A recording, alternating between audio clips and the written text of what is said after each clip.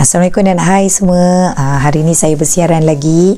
InsyaAllah saya akan take beberapa minit perhatian korang untuk sharekan satu benda yang saya rasa reflektif untuk diri saya hari ini, iaitu berkenaan dengan growth mindset dan macam mana dia boleh membantu kita dalam ruangan kesihatan mental dan penyakit mental. Pada saya, growth mindset ni selalu kita akan kaitkan dia dengan parenting, anak-anak, keluarga, relationship ataupun business kan.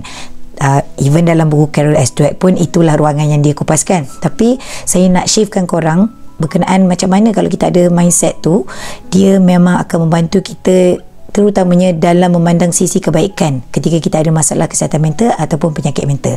Growth mindset tu saya akan pastekan di sini. Korang yang belum tahu tentang konsep tu boleh baca konsep dia sementara saya bersama-sama dengan korang lah kan.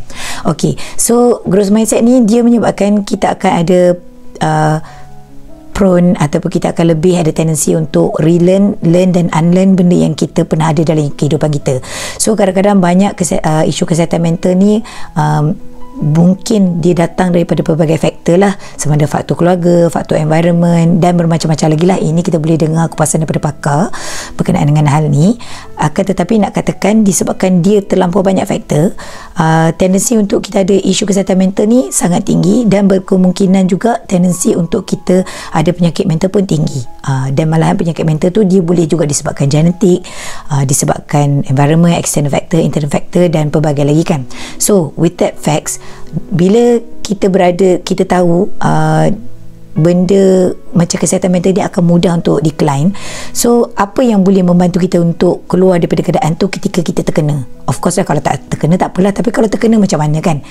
Contohnya kalau ada kematian ahli keluarga, kalau kita kehilangan pekerjaan kan, kita bergaduh dengan kawan ke ataupun pelbagai, kena tipu, kena sebagainya kan, pelbagai benda boleh jadi. Tapi satu benda yang saya nampak boleh membantu kita keluar daripada benda itu adalah dengan adanya growth mindset.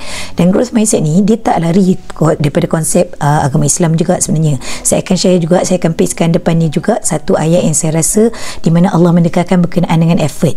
So dalam growth mindset ni, walaupun of course dia adalah konsep sekular, tapi sebenarnya dia dekat dengan konsep yang diajarkan dalam Islam juga, berkenaan dengan putting effort, berkenaan dengan untuk kita memandang sisi kebaikan, memandang hikmah kan. Benda tu kan ada terkait dengan insight, benda kan terkait dengan bagaimana konsep relearn, unlearn kan, dan keep learning yang diletakkan dalam buku Carol S. Dweck tu.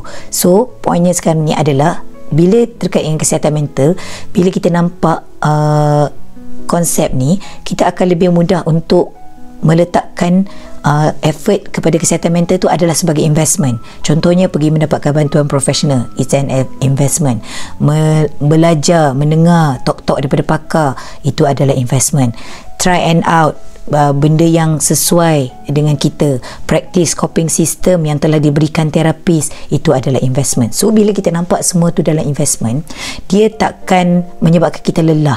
Of course dekat Malaysia kan, dekat Jerman pun ruangan mendapat bantuan kesihatan mental ni walaupun ada, tapi kadang-kadang dia macam panjang, susah nak dapat dan sebagainya kan.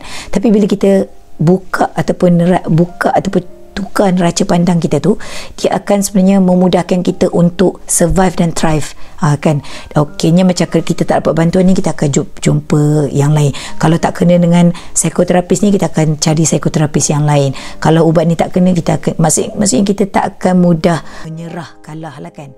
Dan sebenarnya kalau dari segi sudut pandang Islam juga kan, setiap apa yang kita lakukan tu adalah ibadah, dan every ibadah tu akan dapat pahala, every ibadah tu akan diberikan sesuatu daripada Allah SWT. Dan kalau kita putting effort, kita putting doa di situ kan, insyaAllah ada bantuan Allah dengan bersama-sama kita. Dan sebab tu saya sangat nak suggest kan, konsep growth mindset ni sangat-sangat boleh kita adopt. Dan kalau ada keperluan, nanti saya akan kupas semula berkenaan dengan growth mindset ni dalam ruangan yang lebih mudah untuk didigest oleh kita semua lah kan. Sebab konsep ni bukan sahaja saya pernah cuba, tapi saya juga pernah ajar kepada anak-anak saya dan juga rakan-rakan sekeliling saya. Bila mereka adopt growth mindset ni dalam setengah-setengah aspek kehidupan mereka, kita nampak mereka thriving dalam keadaan tu despite of challenges yang ada. So insyaAllah Sampai takat ni dulu kupasan saya, dan kalau ada rezeki kita akan kupas dalam sesi yang lain. Assalamualaikum.